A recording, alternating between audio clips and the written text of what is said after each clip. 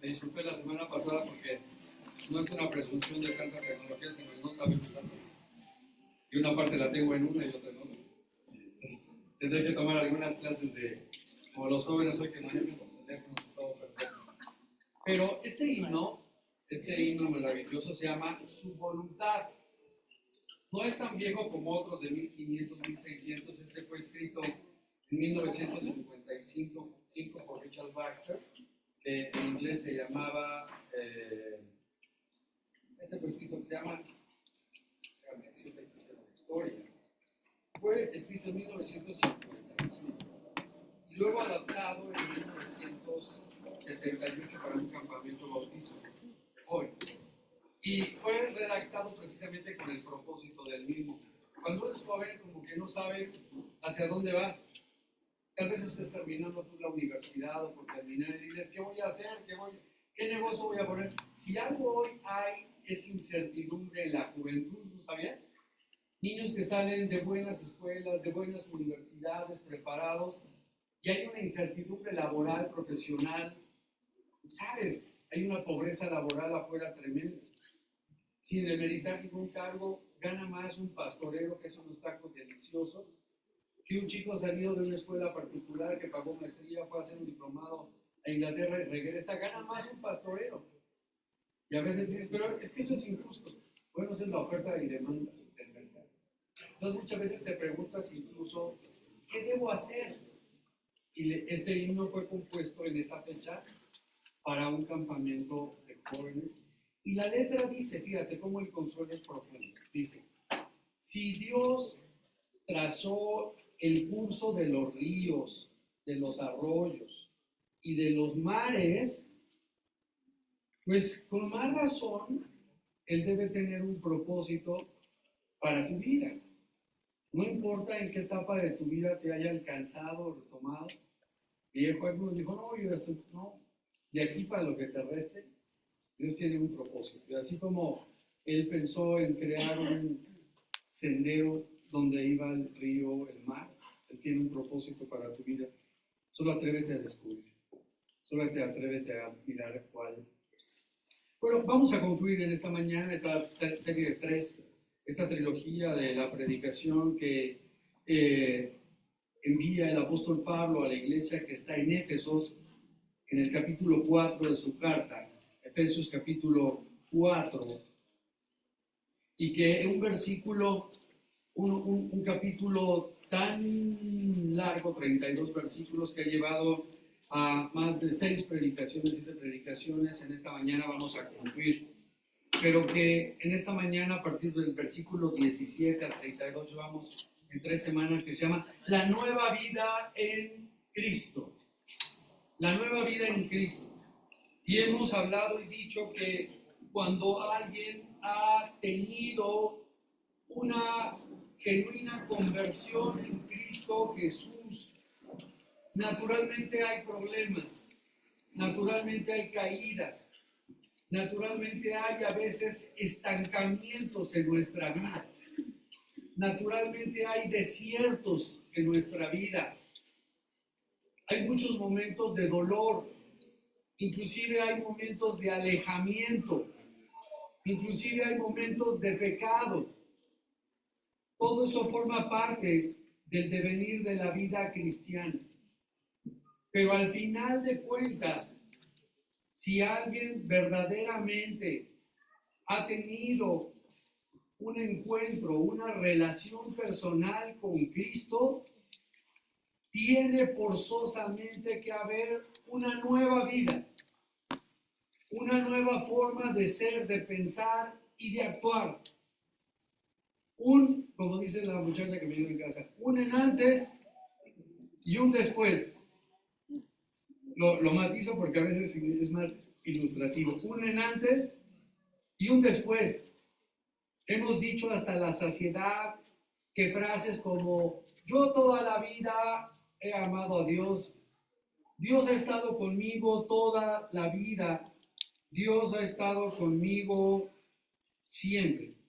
Perdón la interrupción y la falta de reverencia de hacer el anuncio, pero si alguien trae un Ibiza Seat Gris 529, favor de ayudarnos con las llaves y el ballet lo puede mover porque lo dejaron en alguna puerta estorbando. El ballet puede moverlo con mucho gusto y podemos hacerlo. Las frases de yo siempre he sido cristiano, Dios siempre ha estado conmigo, yo siempre, eso es falso. La Biblia lo declara. Todos fuimos llamados de las tinieblas. Aquellos que tuvimos una educación social, moral, principios éticos, morales relativamente buenos, o aquel que viene de drogas, o aquel que viene de un alejamiento moral, o de un agnosticismo, o de un ateísmo, o de cualquier lado, para Dios todos venimos de las tinieblas. Y también la Biblia declara que la paga del pecado es la muerte. Y también la Biblia declara a todas luces que Dios no es un Dios cruel que quiere condenar al mundo o castigarlo. Porque hay gente que por su poco conocimiento bíblico a veces piensa, ¿cómo puede ser un Dios de amor y es un Dios tan duro y tan cruel? No, Dios no es duro ni cruel, Dios es justo. La Biblia dice claramente que la paga del pecado es la muerte, mas la dádiva de Dios es vida en Cristo Jesús. Así es que un día, muchos o la mayoría, la gran mayoría de los que estamos aquí un día, reconocimos nuestra falta, nuestra insuficiencia por méritos propios para ser llamados hijos de Dios.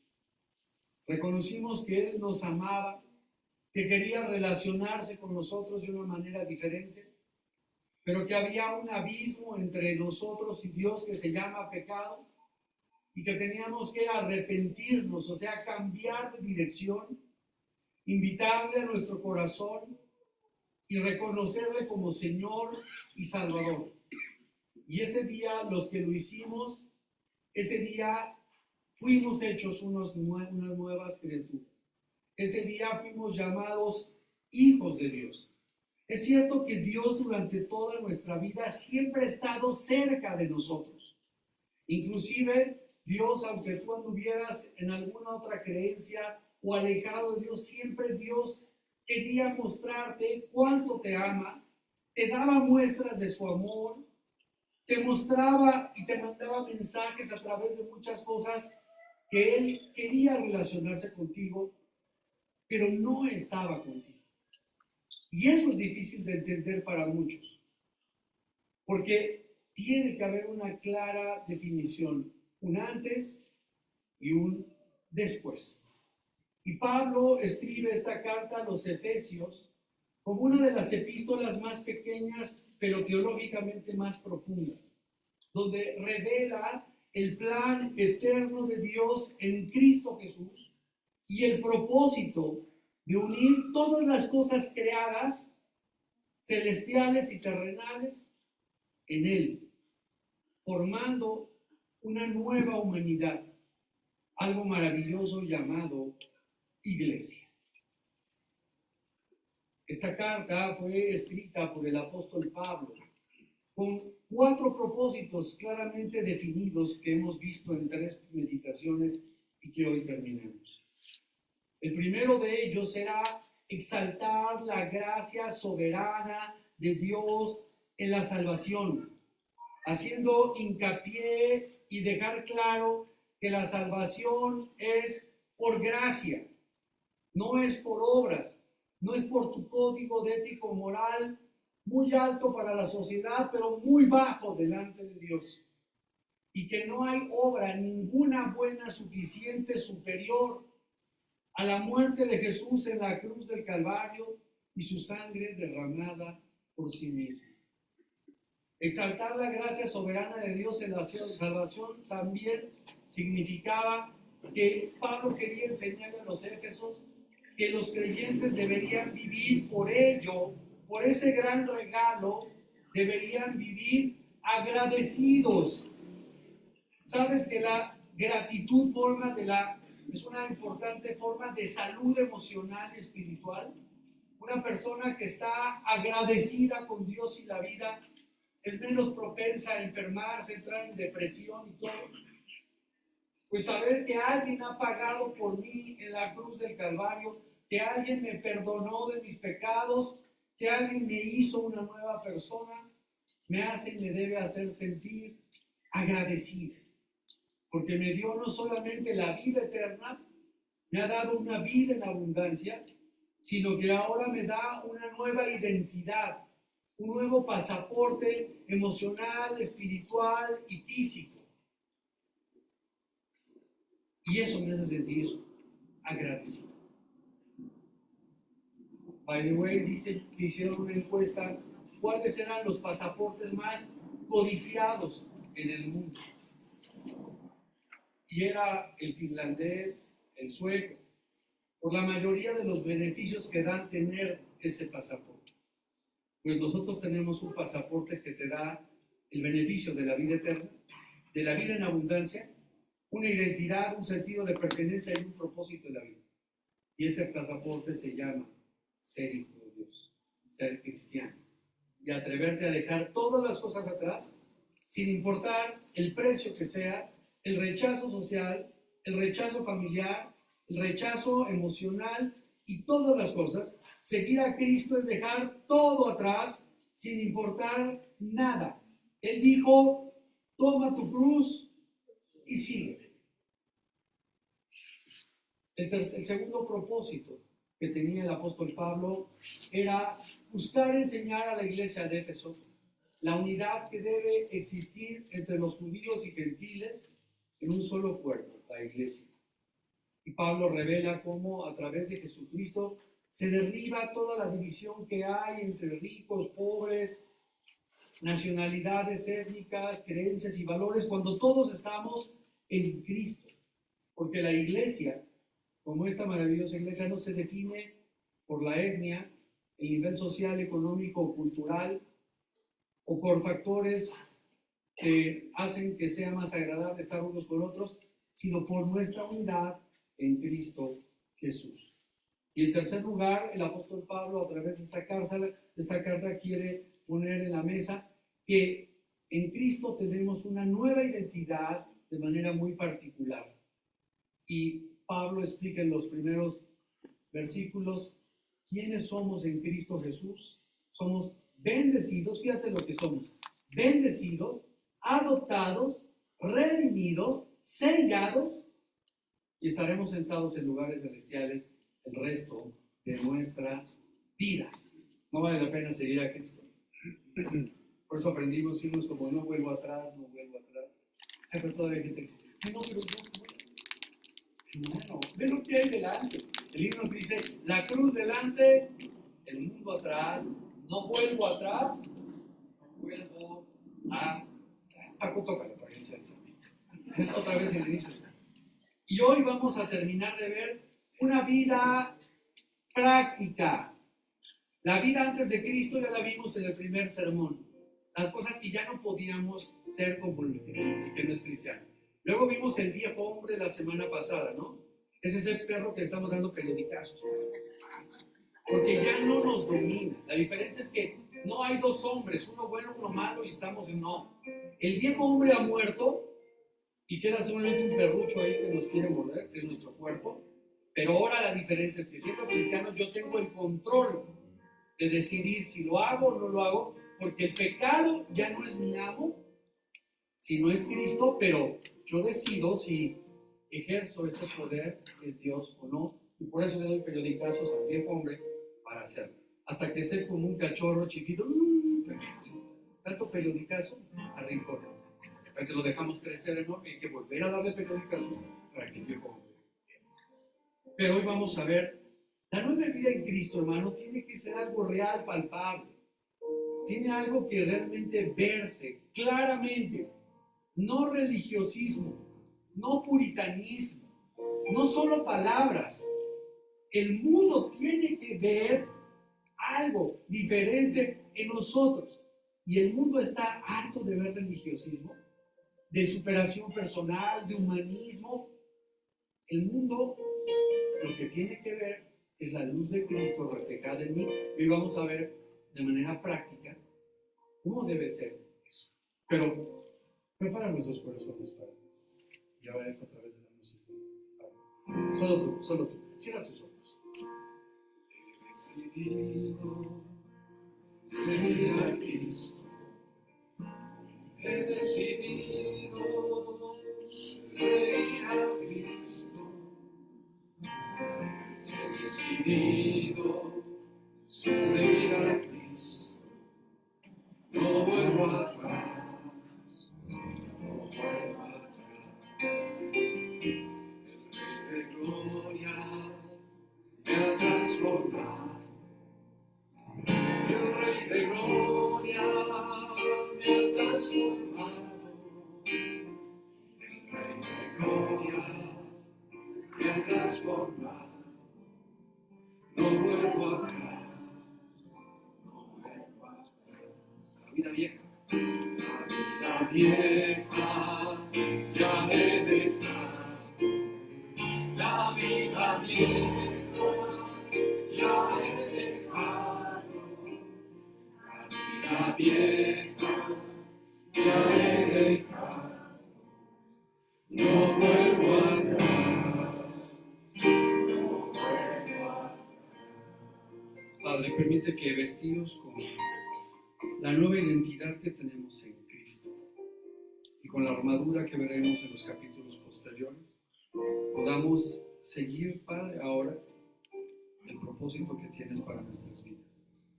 Dejemos atrás toda amargura, toda cosa, Señor, que nos jala y que nos impide crecer y caminar en ti. Perdona nuestros errores y nuestros pecados porque titubeamos o nos da miedo. Pero, Señor, el Evangelio nos enseña que debemos ser valientes. Y permite que en esta mañana tu siervo solamente sea cuerdas vocales para que tú puedas hablar a cada quien en nuestro corazón. Que nuestro espíritu, que el espíritu tuyo viviendo en nosotros, discierna cada palabra de lo que tú quieres en esta mañana hacer. En el nombre de Jesús. Efesios capítulo 4, y terminaremos leyendo los versículos 25 al 32. Para ver esa tercera parte, ya vimos lo que no debemos hacer, lo vimos en la primera predicación, todo lo que el mundo hace que no debemos hacer. 2, ya vimos esa transformación del nuevo viejo hombre en el nuevo hombre. Y hoy vamos a ver cómo debemos tener una conducta reformada, no parchada, no novada, reformada completamente, rehecha completamente, reformando nuestra conducta. Versículo 25 al 32 del capítulo 4, lo voy a leer rápidamente de manera personal para irnos por el tiempo. Pero dice la palabra del Señor, Efesios capítulo 4, versículos del 25 al 32. Dice así: por lo cual, desechando la mentira, hablad verdad cada uno con su prójimo, porque somos miembros los unos de los otros. Airaos, pero no pequéis. No se ponga el sol sobre vuestro enojo, ni deis lugar al diablo. El que hurtaba, no hurte más, sino trabaje, haciendo con sus manos lo que es bueno, para que tenga que compartir con el que padece necesidad. Ninguna palabra corrompida salga de vuestra boca, sino la que sea buena para la necesaria edificación, a fin de dar gracia a los oyentes. Y no contristéis al Espíritu Santo de Dios, con el cual fuisteis sellados para el día de la redención.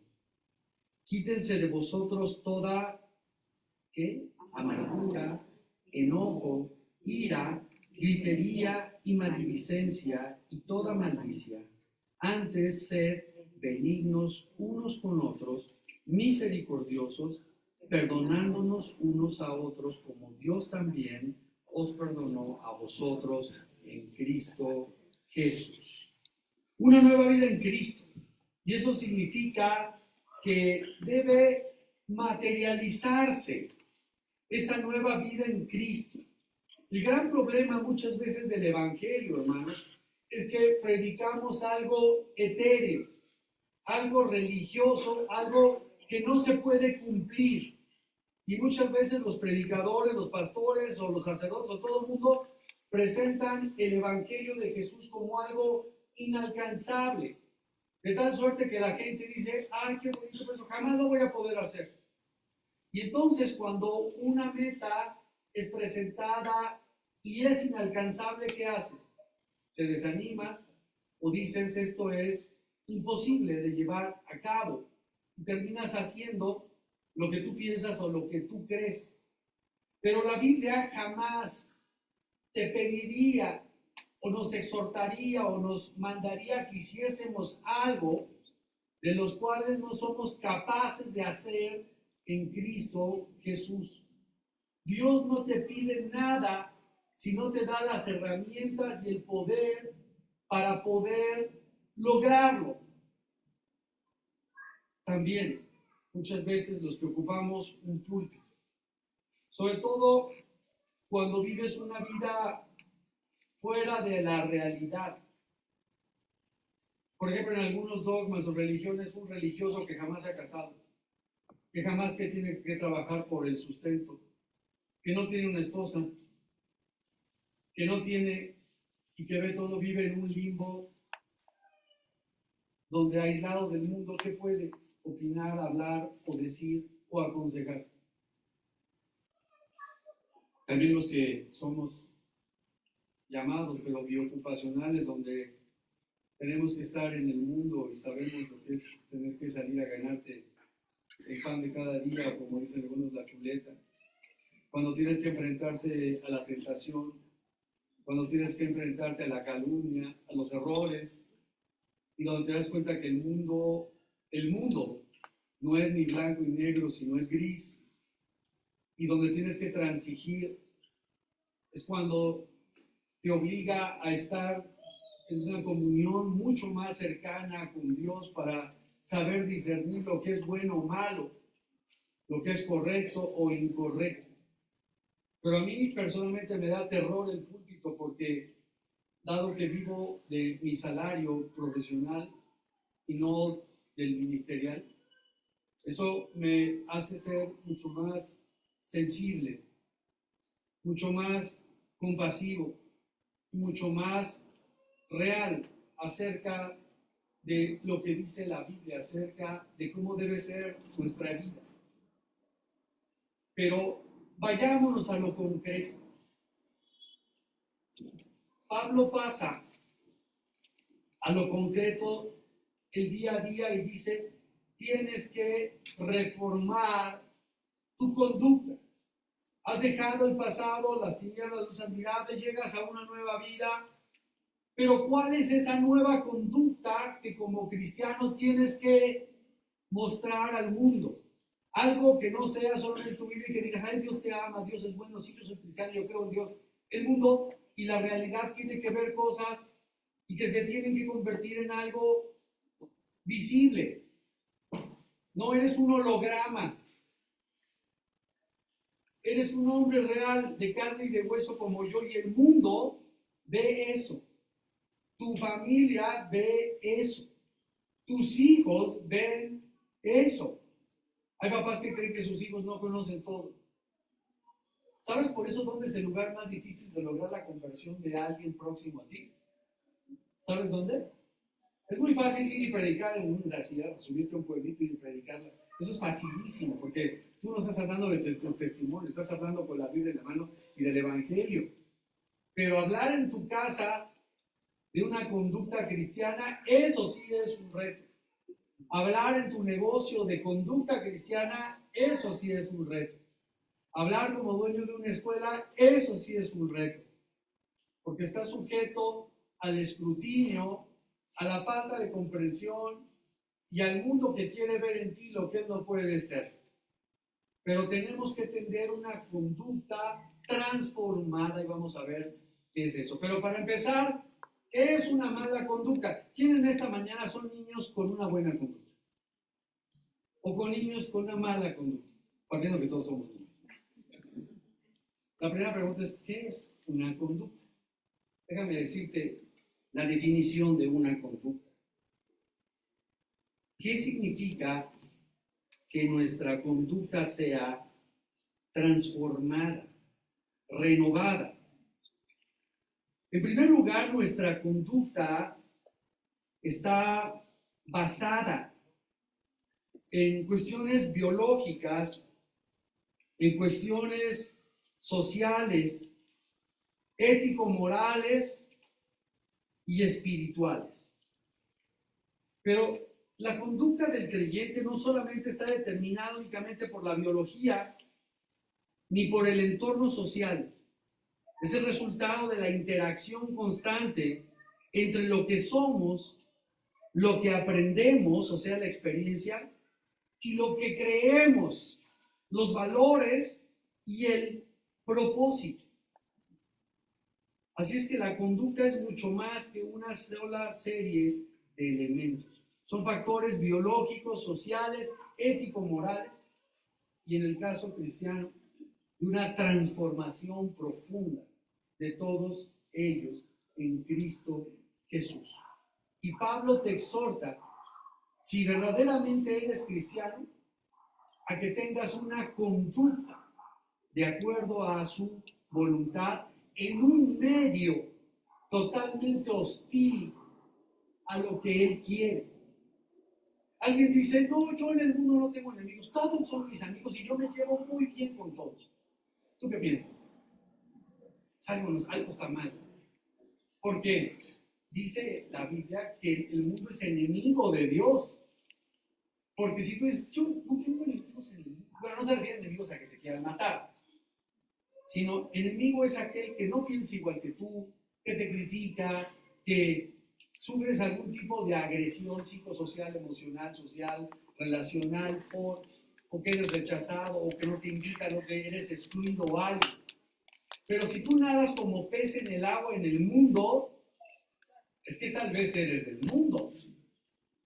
El Señor Jesús dijo, estamos en el mundo, pero no somos del mundo. Dios quiere que seamos luz y sal en el mundo con una conducta transformada. Y ya vimos qué es la conducta. La suma de factores biológicos, sociales, ético-morales, de aprendizaje de una vida transformada y que se materializan en varios puntos que vamos a subrayar el día de hoy y que cada uno nos llevaría a una serie de meditaciones tan profundas que no alcanzaría. Pero los vamos a enumerar para ver qué es la conducta cristiana. Pablo entonces dice, pasemos a lo concreto. Dejamos de tanto rollo, de tanta predicación, de tantas horas de oración, de tantas clases y vayámonos a ponerlo en la vida práctica, la vida diaria. Ahí está el reto, ¿verdad? Qué padre es estar aquí cantando solos, ¿no? Pero sales, desde el ballet no te llega a quedar a tiempo, ya tienes prisa, llegas, estás esperando con una carota porque llegaste tarde y viniste a la iglesia, te preparas para el día siguiente y una serie de cosas de la vida normal. Pablo te dice, pasa lo concreto, día al día, en el trato entre personas, porque la vida cristiana, la conducta cristiana no se mide por emociones religiosas ni por cuánto sabes de teología, sino se trata de cómo tratamos a los demás. Escucha, apúntale, cómo tratamos a los demás, cómo reaccionamos a la acción de los demás y al medio ambiente, y cómo hablamos y cómo vivimos en comunidad. Este mensaje te llega ahorita después. La conducta cristiana es cómo reaccionamos, cómo hablamos y cómo vivimos en comunidad. Cómo reaccionamos, cómo hablamos y cómo tratamos cuando vivimos en comunidad. Número 1, versículo 25, subraya. Dice, desechando toda mentira. Ese es el número 1. Nos vamos a ir rápido porque no vamos a profundizar, sino mencionar los elementos de la conducta cristiana, ¿de acuerdo? No tenemos tiempo para ver cada uno de ellos, pero vamos a mencionar cuáles son los elementos de la conducta cristiana. Ya vimos los que no son la primera clase, la primera predicación. La segunda es la transformación y hoy vamos a ver los elementos de la conducta cristiana. Hoy quiero que salgas, aunque lo apuntes, aunque recibas la predicación anotándolo, estos son los elementos de una conducta cristiana. El primero es: desecha la mentira y habla verdad con tu prójimo. ¿Quién es tu prójimo? Tu próximo, al que temas más próximo a ti. ¿Sabes? ¿Quién es la persona más próxima a ti? Tu esposo, tu esposa, tus hijos. Y la Biblia te dice que debemos hablar con la verdad. Alguien decía, la verdad sin amor no es amor verdadero. No es verdad verdadera. Y el amor sin verdad no es amor verdadero. Tú le puedes decir a tu mujer cuando se levanta un día y le dices, ay, tienes cara de perico vomitado, ¿qué te pasó? ¿No lo viste bien? ¿En realidad lo estás diciendo con amor? O le puedes decir, mi vida, ¿pasaste mala noche? ¿Tienes algún problema? ¿Hay algo que te está preocupando? Porque tienes que hablar con la verdad y decirle que sí se ve fatal. Bueno, las mujeres antes de maquillarse no son las mismas. Pero sí tienes que decirle la verdad, que se ve que pasó una mala noche. Como el programa de Vero Craso, ¿te acuerdas hace mucho tiempo? Mala noche, no que tanto éxito. Tienes que decirle que se ve mal. Tienes que decirle que no es correcto como ha vestido a tu hija a ese lugar. Tienes que decirle a tu hijo que no es correcto lo que está haciendo. Tienes que decirle a tus empleados que no están trabajando bien. Tienes que decirle al hermano la verdad.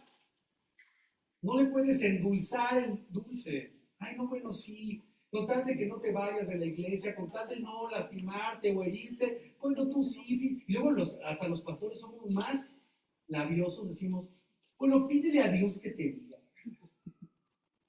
Para evitar decir la verdad.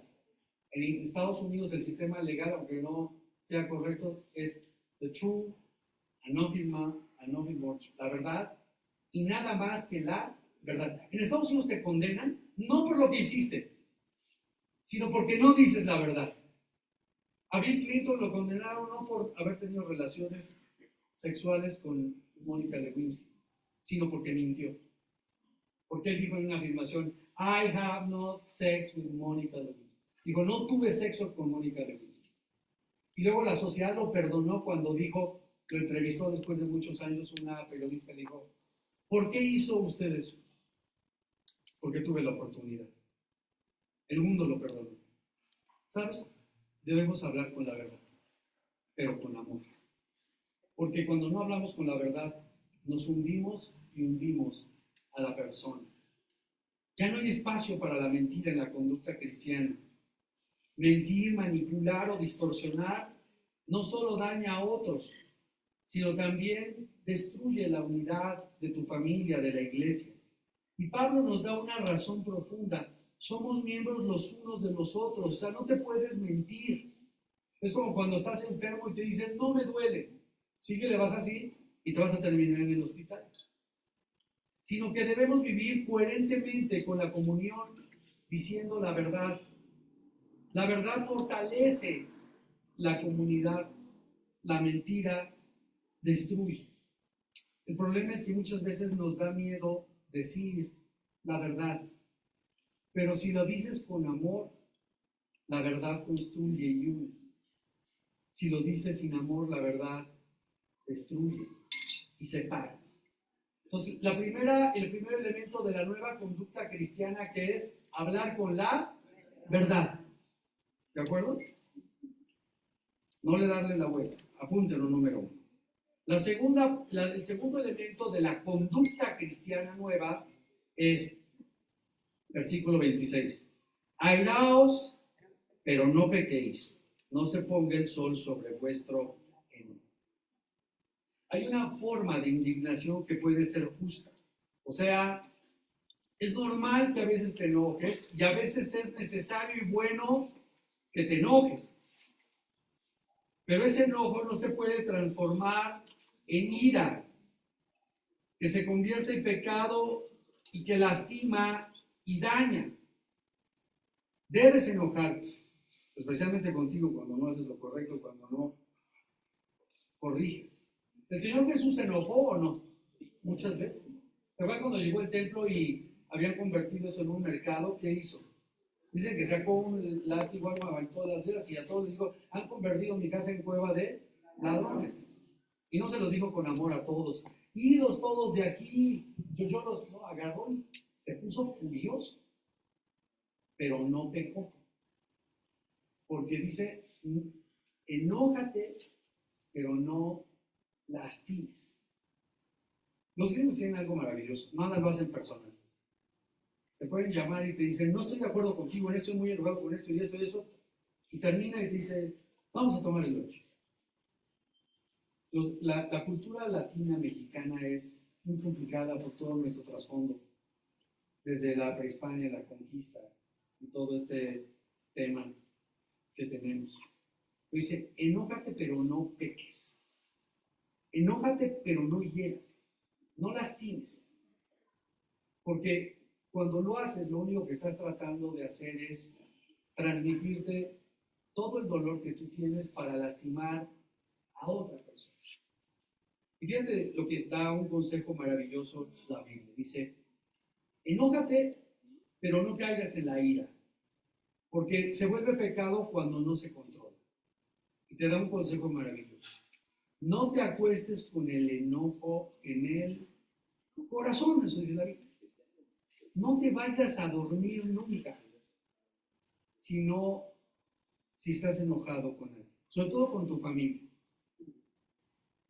Yo tengo una práctica, si alguna vez me enojo con mis hijas o con mi familia, ya en la noche, ya muy noche, ya que estoy sentado tranquilo y todo, le mando un mensaje por el WhatsApp, porque a lo mejor todavía ella o yo estamos, y le digo, no nos acostemos enojados, mañana platicamos, mañana es el otro día, no te enojes, no te acuestes enojado, porque además te hace daño la cena. La conducta cristiana es, enójate, pero no que peques. No se ponga el sol sobre vuestro enojo. Versículo 16. Resuelve el conflicto pronto. Es parte del llamado cristiano. Resuelve los problemas rápido.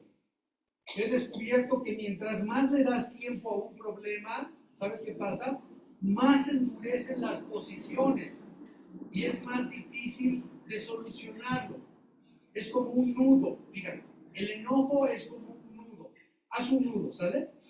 Lo jalas. Ya apretó. ¿Qué pasa si sigues jalando con el nudo? Se aprieta. Y sigues jalando. Se aprieta. Y sigues jalando, ¿qué pasa? A veces, depende del tipo de material del nudo, hasta se pierde. Ahora desabrocha o desata un nudo que está muy apretado. ¿Qué pasa? Casi difícil. A veces es más fácil cortar y volver a pegar que desamarrar. Resuelve los problemas. Parte de la nueva conducta del cristiano es, ¿te enojaste con alguien? Si tuviste la razón, hazlo con amor. Y si la otra persona se sintió lastimada, deja que pase tantito. Luego le buscas para que no haya nada. Y si sigue enojado el otro, pues déjalo que le baje un poquito. Pero siempre busca la reconciliación. Y sobre todo si hay un conflicto, resuélvelo. Pero no dejes pasar mucho tiempo. Ese es el segundo punto de una vida práctica, real, no etérea. Esto es espiritual. Enójate, pero no peques y resuelve rápido un conflicto. ¿Cuántos cristianos tenemos conflictos de muchos años que no hemos resuelto? Porque nunca nos hemos atrevido a ir al punto y hablarlo claro a claro, pero no para vertir mi dolor y mi enojo y mi ira y mi angustia y mi amargura, sino porque la Biblia dice que debes resolver un conflicto. La mayoría de las personas que viven en amargura es porque tienen conflictos no resueltos. Y entonces están enojados, tan enojados, que se empiezan a consumir. Tercero, dice, ¿ya lo subrayaron ese 26? ¿Llevamos cuántos? 2. La nueva conducta cristiana, ¿cuántos llevamos? 1 que es, habla siempre con la verdad, aunque incomode. 2. Enójate, pero no peques. Resuelve los conflictos. Tercer elemento práctico de la nueva vida, de la nueva conducta cristiana. No deis lugar al diablo. Ay, cruz, que se vaya el diablo y que venga Jesús. No, eso no es lugar, dar lugar. El diablo no huele feo. El diablo huele bonito. El diablo sabe rico. El diablo se ve tentador. El diablo no es ese mono que pintamos rojo con la cola, con los cuernos. El diablo es esa mujer hermosa.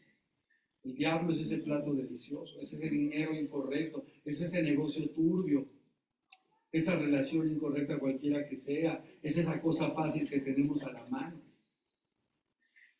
La Biblia dice, no le des lugar al diablo. No le hagas espacio en tu vida, porque tú le das primero un cachito, luego otro cachito, y luego otro cachito. Y luego al rato, hay un dicho muy viejo, pero ahora ya con todas las palabras que hoy ya no puedo hablar en libertad. Ahora ya no puedes decir el borrachito que anda por la carretera. Porque ahora sabías que decir eso es penado. Como la borrachera es una enfermedad, entonces tú ya no puedes decir, venía un borrachito manejando, porque eso ya es contra la ley. Pero mi mamá tenía uno, o sea, me decía, el diablo es como la señora gorda que se sienta junto a ti. La dejas primero tantito, luego tantito, y luego ya estás fuera de la silla. Así es el diablo, dice la Biblia. No le deis lugar al diablo. Tú le abras tantito la puerta y cuando menos siente, despachando en tu vida y teniendo control de la misma. Esa es la vida práctica. Hay una forma de indignación que puede ser justa, pero también hay una forma de ira que se vuelve el pecado. Y no darle al diablo es cuando no perdonamos. Fíjate, cuando no perdonamos. Pero para poder perdonar tienes que dejar de victimizarte. Hoy la gran mayoría de las personas que tienen problemas no resueltos en su vida, como todos tenemos algunos, es porque me victimizo, me hicieron, me pegaron, fueron injustos, la vida ha sido injusta conmigo. ¿Se acuerdan de ese personaje de Suárez, buenísimo, los 80, que soy la que lava, soy la que plancha, soy la que me tocó lo peor de la vida, soy este hombre que Dios me dio, esta mujer que bueno, tú la escogiste, soy la carrera que dice la Biblia que no debemos darle al diablo. Y lo primero que, fíjate lo que dice la Biblia, la primera forma, la manera en que dejas al diablo entrar en tu vida gruesísimo, es cuando no perdonas. Las personas que no perdonan están enfermas. Y no perdonas cuando te victimizas. Ve con un terapeuta bueno, y la Biblia te lo dice, es, sé una persona responsable. Tal vez sí, fueron injustos tus padres contigo. Tal vez la vida fue injusta contigo. Tal vez te cayó un meteorito. Tal vez te fuiste abusado emocional, físico, sexual. Tal vez todo lo peor te pasó a ti. Pero hoy eres responsable. El mundo católico te enseña a victimizarte. El mundo protestante te enseña a ser responsable de tu vida. Y cuando tú eres responsable, si dices, sí, me hicieron, pasó, pero ahora yo soy mayor de edad, ahora vive Cristo en mí y ahora yo soy el que tengo que detonar el cambio en una conducta nueva, transformada. Aquel que se victimiza nunca avanza porque no puede perdonar. ¿Alguna vez has quedado en un bache de lodo? Te quedas y no sales. ¿Y qué pasa cuando sigues dándole y dándole y dándole y dándole? Cada vez se va haciendo más profundo el hoyo y no sales. En la vida de un cristiano y del no cristiano, pero el cristiano sí puede. Cuando te victimizas y no perdonas, dale y dale. Ya huele hasta quemado acá. Ya hasta pena das, ¿no? Así parecemos. Hasta que dejas de victimizarse y te dice, yo caí en este bache. Yo he hecho más hondo este bache. Entonces cuando le dices, Dios ya no puedo. Perdóname, quiero perdonar. Y entonces llega, ¿y qué hacen cuando te caías en un bache? Tenía que llegar alguien y ¿qué? Estaban en tu cuerpo. Fíjate, cuando le dice, no le des lugar al diablo, no es de que, ay, que vea, que vayas a bailar. Cuando no le des lugar al diablo, es cuando empiezas a no perdonar. Cuando empiezas a permitir que la ira se acumule en tu vida. Es cuando le has abierto la puerta al diablo de par en par. Y Pablo nos recuerda que no estamos solos en esta lucha. Hay un enemigo que es real y que busca dividir y destruir nuestra vida, nuestra familia y nuestra iglesia. Hay un enemigo que busca enfriar el amor en Cristo. La falta de perdón y la amargura sin tratar son terreno fácil para su obra. Así como un pH muy... ¿Cuál es el bueno? El alcalino, ¿verdad? El que no es alcalino es propicio para las enfermedades. La falta de perdón es un pH súper propicio para toda clase de amargura y de tristeza. Solo Cristo Jesús puede cambiar el pH de tu vida. Si le dices, perdón, ya no quiero seguir sintiéndome bien. Quiero asumir una nueva responsabilidad en Cristo Jesús. Él te hace responsable y es cuando creces. Porque si eres víctima, ¿de qué vas a cambiar? Tú eres la víctima. Pero cuando tú eres el responsable, la Biblia dice, no os engañéis, Dios no puede ser burlado. Lo que haces, eso cosechas. Por lo menos en mi caso, el 99.99% de todas mis broncas son porque he tomado decisiones malas, precipitadas o no correctas.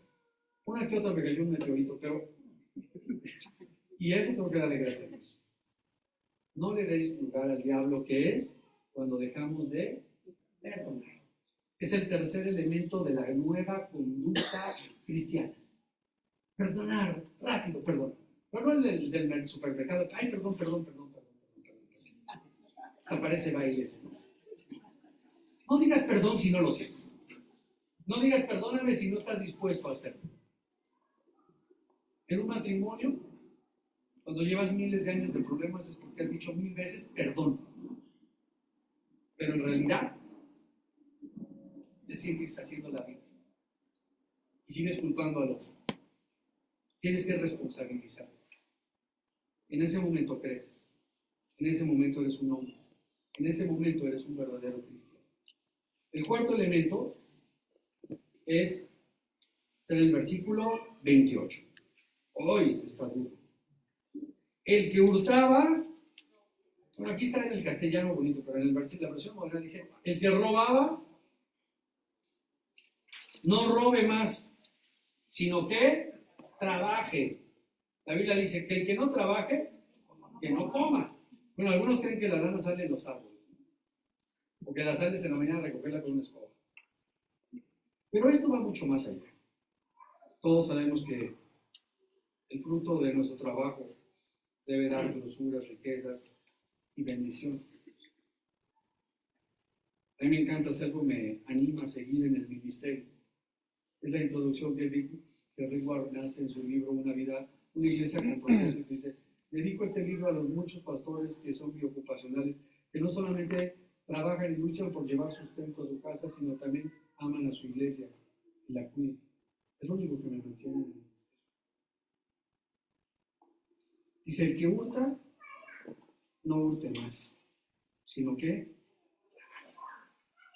haciendo con sus manos lo que es bueno, para que tenga que compartir con el que padece necesidad. Este mandato no se limita a quienes robaban de forma abierta o descarada, sino que tiene que ver con cualquier forma de obtener algo que no es justo, desde el engaño hasta la negligencia. Pero no se trata solo de dejar de robar. El Evangelio transforma inclusive la manera en que trabajamos, en que nos ganamos nuestro sustento en un mundo gris. Un día un abogado llegó con un cliente que teníamos.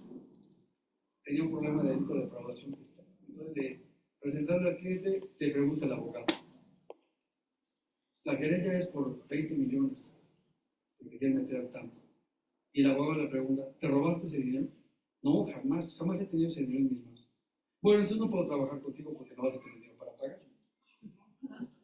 En un mundo tan gris como el que tenemos, robar no es solamente la manera activa de tomar algo que no es tuyo, sino que la conducta cristiana es que en un medio tan gris buscamos ser lo más cercano, correcto, a lo correcto, de acuerdo a la voluntad de Dios. No podemos caer en un sentido tan legal y volvernos tan legalistas, porque ¿quién sería el primero que tendría que desfilar? Cuando uno es biocupacional y cuando uno tiene que trabajar en el mundo. Esta regla es una regla de oro. Es como el equilibrista que va sobre la cuerda buscando no caerse, porque en cualquier momento te vas para abajo. En la nueva conducta cristiana es buscar lo más correcto. Buscar siempre estar lo más legal. Y un ejemplo que me dio mi padre cuando empezaba mi vida profesional, le dije: quiero cambiar de carrera, porque aquí nada es legal. A nadie le gusta pagar impuestos. Le dije: ¿qué hago? Y me dijo: pues ya te fregaste, ya estudiaste esa carrera, vas a tener que pagar. Y me dijo: mira, la vida del cristiano es como alguien maneja auto. Levante su mano, no se le va a olvidar este ejemplo. Los demás no manejan auto. Cuando tomas la carretera y vas a toda velocidad, toma el carril que te corresponde y te dice: a ver, trata de ir con tu auto exactamente siempre por la mitad de tu carril. ¿Alguien lo podría hacer? No, a menos que tengas un GPS perfecto. Me dijo: si te descuidas por acá, por ir hablando por esto, por lo que otro, cuando menos sientas, si te vas del lado izquierdo, te arrolla un tren, te arrolla un camión y te matas. Y se andas papaloteando y hablando y lo otro, tomando el refresco, la torre que haces aquí, y te vas del lado hecho tantito, te sales del acotamiento y te vas a la barranca. Cuando dice el Señor, el que hurte no, es buscar siempre andar a la mitad de la línea. Buscar siempre lo más correcto y lo más decente que se pueda, de acuerdo a tus posibilidades, y Dios conoce tu corazón.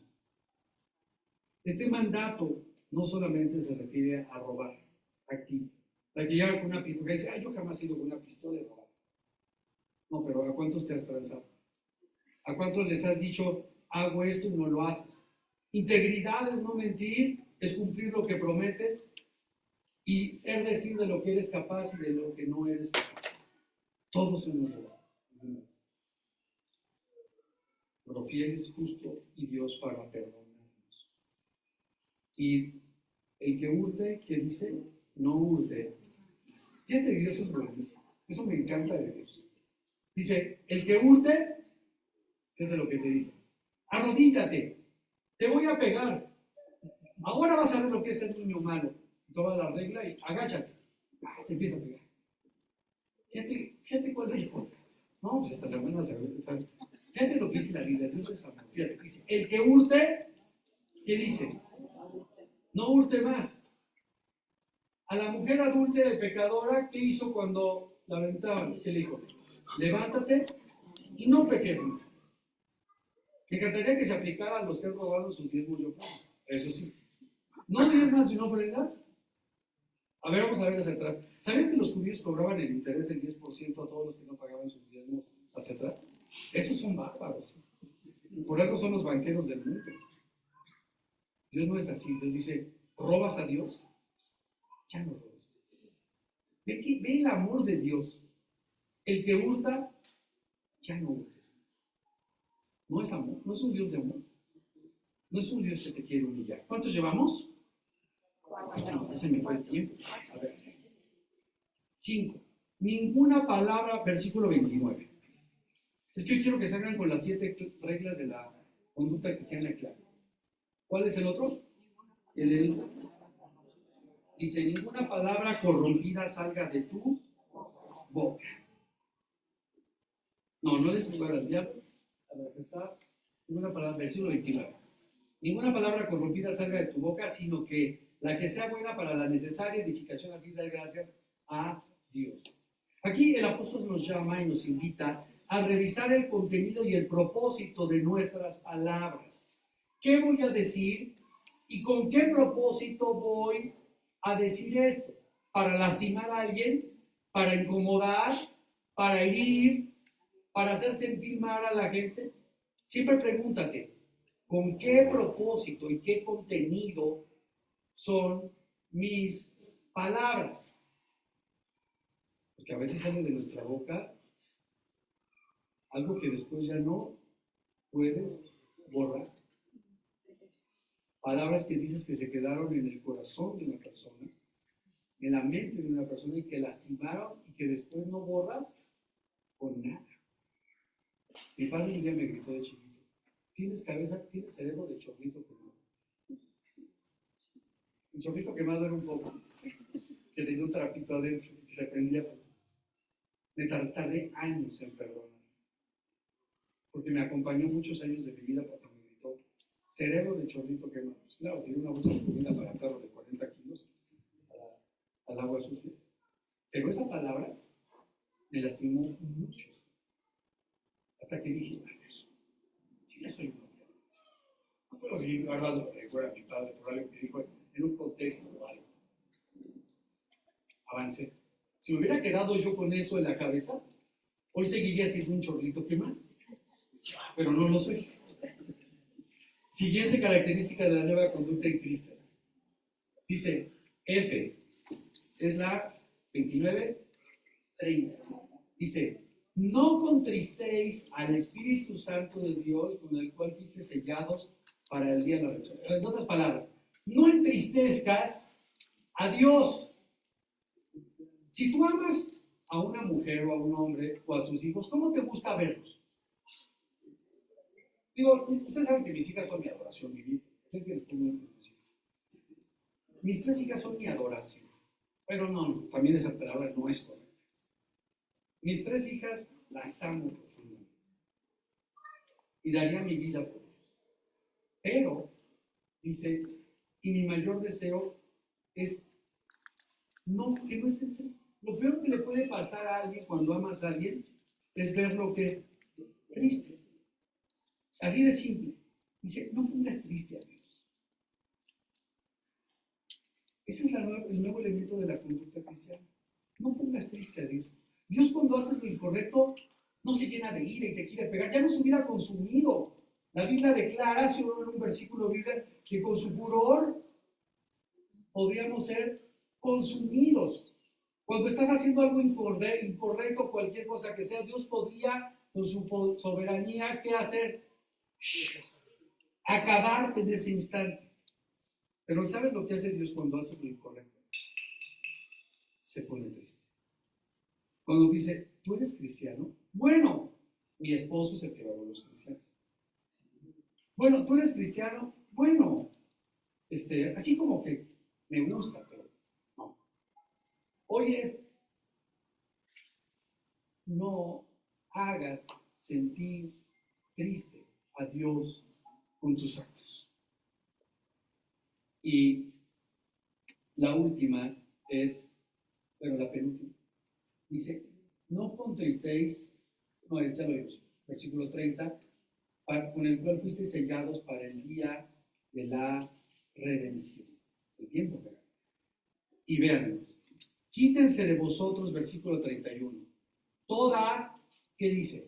Amargura, enojo, ira, gritería, maledicencia y toda malicia. O sea, estos amargura, enojo, ira, gritería, maledicencia y malicia, 5 cosas, como el tío Gamboín, esos no forman parte de la nueva conducta cristiana. ¿Conocen algún cristiano amargado o no? No, eso no puede ser. Si no, no sería cristiano. Bueno, a veces hay cristianos que a veces sí. Pero es como el óxido, hay que pasarle que el taladro. ¿Alguna vez has tenido una caries, hermano, o no? Así es la amargura. La amargura es como la caries que ya te está penetrando adentro. Si te esperas, te van a tener que hacer endodoncia. ¿Y cómo duele quitar una caries? Si algo que yo no soporto, así un día que me causa estrés, es ir al dentista. Ese taladrito, por más que lo han mejorado, no lo puedes. Bueno, la única forma de estar en paz con Dios es que no haya amargura, enojo. Hay algunos cristianos que son el Elmer Gruñón. Siempre con su cara enojada. Acuérdense que la cara es el reflejo del alma. Llenos de amargura, de enojo, de esos que lo tocas y se prende, de esos que nomás se la pasan gritando, maldiciendo, maliciosos. Eso no forma parte de la nueva conducta cristiana. Pero así la última. Sed, versículo 32, benignos unos con otros. En otras palabras, sed buenos entre los cristianos, misericordiosos, y vean, perdonándonos unos a otros, como Dios te perdonó a ti. ¿Cómo puedes decirle a Dios, perdóname cuando no puedes perdonar a tu hermano?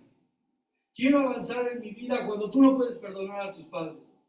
No, ahora sí voy a hacer grandes cosas en mi vida cuando no te has perdonado a ti mismo. Fíjate, tú no te puedes perdonar si Dios no te ha perdonado. Fíjate, todo es así. Para que yo me pueda perdonar, tengo que ser perdonado por Dios, para perdonarme a mí mismo y luego perdonar a mi prójimo. Esa es la regla de oro del perdón. Yo le pido perdón a Dios, Él me perdona, yo me perdono y perdono a mi prójimo. La nueva vida en Cristo no es una experiencia emocional momentánea, es una transformación continua. No es de la noche a la mañana la nueva conducta cristiana. Es el caminar diario, es un devenir diario entre lo que decidimos hacer, la forma en que como tratamos a los demás, la forma en cómo respondemos al entorno y las circunstancias del mundo. Y Pablo termina diciéndonos que no hay excusa alguna. Él nos llama a buscar tener una conducta cristiana, una conducta que agrade a Dios y que no le entristezca. Déjate de religiosismos, déjate de palabrerías, déjate de andar cargando con la Biblia en la mano, déjate de andar pagando penas en todas las iglesias y dando limosna por todos lados y ayudando a todas las caridades del mundo. Dice la Biblia, vive la conducta cristiana. Eso sí es una evidencia de tu nueva vida en Cristo. Cuando la veo, cierro mi Biblia y digo, Dios, perdóname. Perdóname, porque muchas veces nuestra conducta, empezando por la mía, no es la que agrada a Dios. Oremos. Padre, perdónanos porque nuestra conducta muchas veces no es lo que te agrada. Perdónanos, Padre. Y te pedimos que en aquellos que hemos sido transformados, nuestra conducta sea algo que te agrade. En el nombre de Jesús.